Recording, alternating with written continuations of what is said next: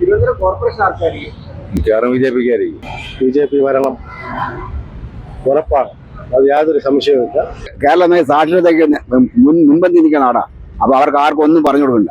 തീർച്ചയായിട്ടും അത് ഇന്ത്യ ആയിരിക്കില്ല. ഇവിടെ എല്ലാം BJPക്കാണ് മുൻഗണന. ഇവിടെ ബാക്കിയുള്ള ഭാഗത്ത് ഇടത് പക്ഷത്തിനാണ് മുൻഗണന. ഇവിടെ ഇപ്പൊ BJP മുൻതൂക്കമാണ്. BJP ജയിക്കുമെന്നാണ് തോന്നുന്നത്. അവരെ ഭരണ കാഴ്ചവെക്കുക, അവരെ വികസന പ്രവർത്തനങ്ങൾ ഇനി മുന്നോട്ട് കൊണ്ടുപോകണമെങ്കിൽ അവർ വന്നേ പറ്റൂ. അതിന് യാതൊരു മാറ്റവുമില്ല. BJP ഭരണം ഉറപ്പാണ്, അത് യാതൊരു സംശയവുമില്ല. ഇവിടെ BJP തന്നെ വരും. 53 സീറ്റെങ്കിലും പിടിക്കും. ഇടതുപക്ഷം ജയിക്കുമെന്നാണ് എന്റെ ധാരണ. എന്താ ചിന്തിക്കാൻ കാരണം എന്ന് വെച്ചാൽ ഞാൻ മുമ്പേ അതില് അവിടെ പ്രവർത്തനവും കാര്യങ്ങളും അല്ല. അവര് ഇതിനകത്തൂടെ നമുക്ക് ഇവിടെ ഇരിക്കാനൊക്കെ സൗകര്യം ഉണ്ടാക്കി തന്നതും കാര്യങ്ങളും ഒക്കെ അങ്ങനെയാണ്. അതുകൊണ്ടാണ് അതിന്റെ കൂടെ നിൽക്കുന്നത്. സാധ്യത ഇപ്പൊ 3 പേർക്ക് നിൽപ്പുണ്ട്. 3 പേരിൽ ഇപ്പൊ ആരാണ് പറഞ്ഞെന്ന് ഒരു പിടിയുമില്ല. തിരുവനന്തപുരം കോർപ്പറേഷൻ ആർക്കായിരിക്കും? മിക്കവാറും ബിജെപിക്കായിരിക്കും. മാറ്റം ഉണ്ടാവും തോന്നുന്നു. എന്തുകൊണ്ടായിരിക്കും? നമ്മുടെ ഭരണത്തിൽ ഇപ്പം ഭരിച്ചിട്ട് ഒരു ഗുണവുമില്ല. ഇടതുപക്ഷം ഭരിച്ചിട്ട് ഒരു നല്ല ചീത്തയ്ക്ക് ഒന്നുമില്ല. നല്ല വോട്ട് ചോദിച്ച് വീട്ടിൽ വരും. നമ്മളെല്ലാം നമുക്കിപ്പോൾ 8 വോട്ടുണ്ട് വീട്ടിൽ. ഈ 8 വോട്ടിലും വന്ന് 8 വോട്ട് കൊടുത്ത് തന്നെ സഹായത്തിന് പോയി കഴിഞ്ഞാൽ ആരും സഹായത്തിനില്ല. ഭരണ സമയത്തുള്ള സഹായതേ ഉള്ളൂ. പിന്നെ അവരെന്തെങ്കിലും സഹായം ചോദിച്ചു കഴിഞ്ഞാൽ ഒന്നുമില്ലെന്ന് പറയാം. ഇതാണ് ഇപ്പം നാട്ടിൽ നടക്കുന്ന പ്രശ്നം, അല്ല ഒന്നുമില്ല. തിരുവനന്തപുരം കോർപ്പറേഷനിൽ ഇപ്പൊ കഴിഞ്ഞ തവണയും ഇടതും BJPയുടെ വലിയ വ്യത്യാസമില്ലായിരുന്നു. അപ്പൊ ഇവരുടെ ആരും വരാം. BJP വരാൻ ചാൻസ് ഉണ്ട്. ഞാനൊരു BJP തന്നെയാണ്, എങ്കിലും ആരും പറയാൻ പറ്റൂല. ഇതില് നിഷ്പക്ഷമായിരിക്കുന്ന കുറെ വോട്ടർമാരുണ്ട്, പാർട്ടിക്കാരല്ലാത്തവർ. അവരാർക്ക് വോട്ട് ചെയ്യും, അവരെ ചെയ്യും. തിരുവനന്തപുരം കോർപ്പറേഷൻ ഇപ്രാവശ്യം UDF വരും. UDF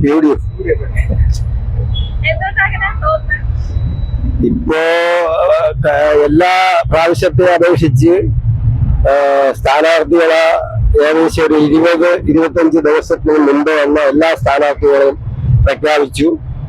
അത് കഴിഞ്ഞിട്ട് നമ്മുടെ ഇപ്പോ ഇവിടെ മത്സരിക്കുന്ന സ്ഥാനാർത്ഥിയുടെ പേരെന്ത്? ശബരിനാഥ് എന്റെ നേതൃത്വത്തിൽ പുതിയൊരു ടീം തന്നെ നന്നായിട്ട് പ്രവർത്തിക്കുന്നുണ്ട്. അതിന്റെ ഫലമായി തിരുവനന്തപുരം കോർപ്പറേഷൻ UDF വരും. കേരളം സാക്ഷരതയ്ക്ക് മുൻപന്തി നിൽക്കുന്ന നാടാ. അപ്പൊ അവർക്ക് ആർക്കും ഒന്നും പറഞ്ഞു കൊടുക്കണ്ട. ഇപ്പൊ ഓരോ ദിവസം വിഷയങ്ങൾ അവർക്കെല്ലാം അറിയാം. ഇപ്പൊ മോദി ഇപ്പൊ ഇപ്പൊ ജയിച്ചു കഴിഞ്ഞാൽ 40 ദിവസത്തിനകം മോദി തലസ്ഥാനത്ത് വന്ന് എന്തോ വാരി വിതറാൻ പോണെന്ന് പറഞ്ഞു. എന്നാൽ ഇപ്പൊ അത് വിതറിക്കൂടും. ഇപ്പൊ വിതറി 10 വോട്ട് കിട്ടിയാണ്. അപ്പൊ ഇത് മലയാളികൾ ഒരു ചെറിയ ഉദാഹരണം മതിരാ. ഇപ്പൊ ബീഹാറിൽ ഇലക്ഷൻ നടന്നു. 22 മണ്ഡലത്തിൽ മുസ്ലിങ്ങളാണ് ഭൂരിപക്ഷം. അവിടെ BJP ജയിച്ചു. എന്തുകൊണ്ട് ജയിച്ചു? അവിടെ 10,000 രൂപ വീട്ടിലിരിക്കുന്ന സ്ത്രീകൾക്ക് കൊടുത്തു. ഇനി അടുത്ത മാസം കൊടുക്കുമെന്ന് കണ്ടറിയണം. അപ്പൊ എന്നാ ഈ 10,000 രൂപ എന്താ കേരളത്തിൽ കൊടുക്കാത്തത്? ഇതാണ് പറഞ്ഞ കേരളത്തിലെ ജനങ്ങൾ അത്ര മണ്ടന്മാരല്ല. എല്ലാം ഇപ്പൊ ഏത് സർക്കാരായാലും ശരി, അവരെല്ലാം ഓരോന്ന് വിലയിരുത്തിയേ ചെയ്യുള്ളൂ. ഇവിടെ 2-3 വാർഡുകളുണ്ട്. ഇവിടെ BJP പ്രാതിനിധ്യമുള്ള വാർഡുകളാണ്. ഇത് 2 കൗൺസിലർമാരുണ്ടായത് ഇന്നാണ്. 2 കൗൺസിലർമാരും ഈ വാർഡിന്റെ വികസനത്തിനായിട്ട് നന്നായിട്ട് പ്രയത്നിച്ചിട്ടുണ്ട്. അപ്പോഴ് അതുകൊണ്ട് BJP വരാനാണ് സാധ്യത ഏറെ. ഇവിടെ 10 വർഷം കൊണ്ട് BJP ആണ് ഭരിക്കുന്നത്. LDFന്റെ കയ്യിൽ നിന്നും പിടിച്ചെടുത്ത സീറ്റാണ്. വികസനങ്ങളുടെ ഭാഗമായിട്ട് ജനങ്ങൾ BJPയെ സപ്പോർട്ട് ചെയ്യുമെന്നാണ് ഞാൻ മനസ്സിലാക്കുന്നത്. തീർച്ചയായിട്ടും അത് ഇന്ത്യ ആയിരിക്കും. കാരണം ഇപ്പോഴത്തെ കോർപ്പറേഷൻ തെരഞ്ഞെടുപ്പിന്റെ കോർപ്പറേഷൻ ഭരണത്തിന്റെ നെറികേടുകള് ജനങ്ങളുടെ ഇടയിലുണ്ട്. ഒന്നാമത്തെ ഉദാഹരണം തന്നെ ആറ്റുകാൽ പൊങ്കാലയുടെ തട്ടിപ്പ് അറിയാലോ. ഇല്ലാത്ത പൊങ്കാലയുടെ പേരില് പൈസ എഴുതിയെടുക്കുകയും ആ ജനങ്ങൾ നികുതി കൊടുക്കുന്ന പൈസ വെട്ടിച്ച കാര്യങ്ങളുണ്ട്. അതുപോലെ തന്നെ SC/ST ഫണ്ട് വെട്ടിച്ച കാര്യങ്ങൾ ജനങ്ങൾക്കറിയാം. അതുപോലെ തന്നെ മാലിന്യ കൂമ്പാരം ഈ തിരുവനന്തപുരം സിറ്റിയിൽ ആകമാനമുണ്ട്. അവരുടെ പ്രകടന വാഗ്ദാനമായിരുന്നു മാലിന്യ നശീകരണം. അതൊന്നും പാലിക്കാൻ അവർക്ക് കഴിഞ്ഞിട്ടില്ല. പിന്നെ മേയറുടെ ധാർഷ്ട്യവും കെടുകാര്യസ്ഥതയൊക്കെയാണ് ഈ ജനങ്ങൾ മാറി ചിന്തിക്കുമെന്നാണ് ഞാൻ കരുതുന്നത്. അതുകൊണ്ട് തീർച്ചയായിട്ടും ഈ കോർപ്പറേഷന്റെ ഭരണം NDAക്ക് തന്നെ കിട്ടുമെന്നാണ് ഞാൻ കരുതുന്നത്. കോർപ്പറേഷനിൽ മിക്കവാറും BJP അധികാരത്തിൽ വരാൻ സാധ്യതയുണ്ട് ഇത്തവണത്തേതിൽ. മറ്റേതെല്ലാം വെറും അടിയൊഴുക്കുകൾ മാത്രമാണ്.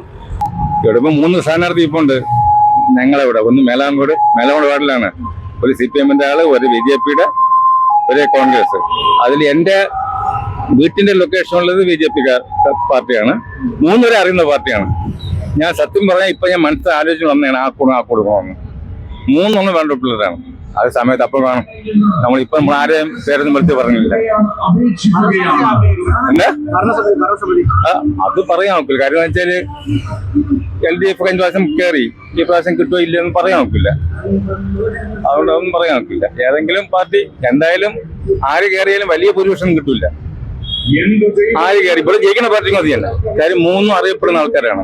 3 കോണിലാണ്, ഈസ്റ്റും വെസ്റ്റും നോർത്തും. അങ്ങനെ നിൽക്കണം 3 പേര്. അതിൽ ആരാണ് എന്താണെന്നൊന്നും അറിയാൻ നോക്കില്ല. ഇവിടെ എല്ലാം BJPക്കാണ് മുൻഗണന. ഇവിടെ ബാക്കിയുള്ള ഭാഗത്ത് ഇടത് പക്ഷത്തിനാണ് മുൻഗണന. അതുകൊണ്ട് നമുക്ക് അതൊന്നും ഉറപ്പിച്ച് പറയാൻ നോക്കൂല. ഇവിടെ ഇത് വന്നിട്ട് പാപ്പനാങ്കോട് ഭാഗത്ത് നേമം മണ്ഡലം. LDF ഗവൺമെന്റ് ചെയ്യുന്ന നല്ല കാര്യങ്ങളാണ്. പെൻഷൻ എല്ലാം തീർത്തു കൊടുക്കുന്നുണ്ട്. പിന്നെ പാവങ്ങൾക്ക് ചായ പിടിക്കാൻ പൈസ ഒരു 10 പൈസയൊക്കെ അതിലെ നല്ലത്. അപ്പൊ വോട്ടാക്കി അവരൊക്കെ വാങ്ങിക്കൊണ്ട് എന്നാലും നന്ദിയെ കാണിക്കില്ല. ആ സ്ഥിതിയെ വരാൻ സാധ്യതയുള്ളൂ. പിന്നെ കുറച്ച് അഴിമതിയൊക്കെ വരുമ്പോൾ ഈ വോട്ട് മറിക്കാൻ വേണ്ടി എന്തെങ്കിലുമൊക്കെ ആളുകൾ കാണിക്കും രാഷ്ട്രീയത്തിൽ. അതുകൊണ്ടാണ് LDF തന്നെ കോർപ്പറേഷൻ തിരുവനന്തപുരം LDF തന്നെ വരും. ഗവൺമെന്റ് ആളുകൾ പഞ്ചായത്ത് അവർ തന്നെ വരും മിക്കവാറും. അതാണ് സാധ്യത. 99% അതാണ് സാധ്യത. ഞാൻ വ്യക്തിപരമായിട്ട് പറയല്ല, ഇങ്ങനെയാണ് ജനങ്ങൾ മനസ്സിലാക്കുക. കാരണം ഇപ്പോഴത്തെ സാഹചര്യം. LDF അങ്ങനെയുള്ള കാര്യങ്ങളെല്ലാം നാട്ടിൽ നടന്നിരിക്കുന്നത്. ജനോപരമായ നമ്മളെ ലോകത്തിന്റെ ഇതര ഭാഗത്തുള്ള ഏത് സ്റ്റേറ്റ് നോക്കിയാലും അതിന് ഏത് രാജ്യം നോക്കിയാലും അതെല്ലാം വലിയ വികസന പദ്ധതികൾ നമ്മളെ രാജ്യത്ത് നടപ്പിലാക്കിയത്. അപ്പോൾ പ്രത്യേകിച്ച് നമ്മളെ തിരുവനന്തപുരം മുതൽ വെള്ളനാട് വരെ പോയാലും ഒരേ ഈക്വലാണ് നമ്മളെ റോഡുകൾ, നമ്മുടെ പാലങ്ങൾ, പിന്നെ നമ്മുടെ ജീവിത രീതി. ഇത് മറ്റുള്ള സ്റ്റേറ്റ് പോലെ അല്ല. ഇവിടുത്തെ രാഷ്ട്രീയ നിരീക്ഷണം നോക്കുന്ന എല്ലാവരും അവരവരുടെ വ്യക്തിത്വത്തിനെ നോക്കിയാണ് വോട്ട് കൊടുക്കുന്നത്. ആർക്കും ഒന്നും ചെയ്യുന്നില്ല. ഏത് ഭരണകക്ഷികളും അവരുടെ താല്പര്യങ്ങളും മുൻനിർത്തിക്കാണ് ഓരോ കാര്യങ്ങൾക്കും ഓരോ വീക്ഷണവും അവർ അങ്ങനെയാണ്. പിന്നെ സാധാരണ ജനങ്ങളെ കുറിച്ച് അവരുടെ ബുദ്ധിമുട്ടുകൾ ഒരുപാടുണ്ട്. ആ ബുദ്ധിമുട്ടുകളെ ആരും ഗവനിക്കുന്നില്ല. ഓരോ സമയം എന്തെങ്കിലും പ്രശ്നങ്ങൾ കാണിച്ചിട്ട് ശ്രദ്ധ തിരിച്ചു വിട്ടുകൊണ്ടിരിക്കുകയാണ്. എന്ത് ചെയ്യാനും നമ്മളെല്ലാം സഹിച്ചല്ലേ പറ്റുള്ളൂ. ഈ മനുഷ്യജീവനുള്ളിടത്തോളം കാലം നമുക്ക് ചെയ്യാൻ പറ്റുന്ന വോട്ടുണ്ട്. അതൊരു പൗരന്റെ അവകാശമാണ്. പിന്നെ FIR വരുന്നുണ്ട്. നമ്മളും ഈ രാജ്യത്ത് ജീവിക്കുന്ന വ്യക്തിയാണെന്ന് അറിയേണ്ട ഒരു ആവശ്യം നമുക്കുള്ളത് കൊണ്ട് നമ്മൾ വോട്ട് ചെയ്യും, അത്രേ ഉള്ളൂ. അതൊക്കെ പ്രത്യേകിച്ച് രാഷ്ട്രീയ വീക്ഷണമുണ്ട്. വ്യക്തിത്വം അയാൾക്ക് എന്ത് ചെയ്യാൻ പറ്റും, വാട്ട് ഈസ് ഔട്ട്കം, അത് ഡിപ്പെൻഡ് ചെയ്തുകൊണ്ടാണ് നമുക്ക് എന്തെങ്കിലും ചെയ്യാൻ പറ്റും. ഈ പ്രത്യേകിച്ച് അതിനൊന്നും പറയാനില്ല. പിന്നെ എല്ലാവർക്കും ഭാവുകങ്ങൾ നേരിടും.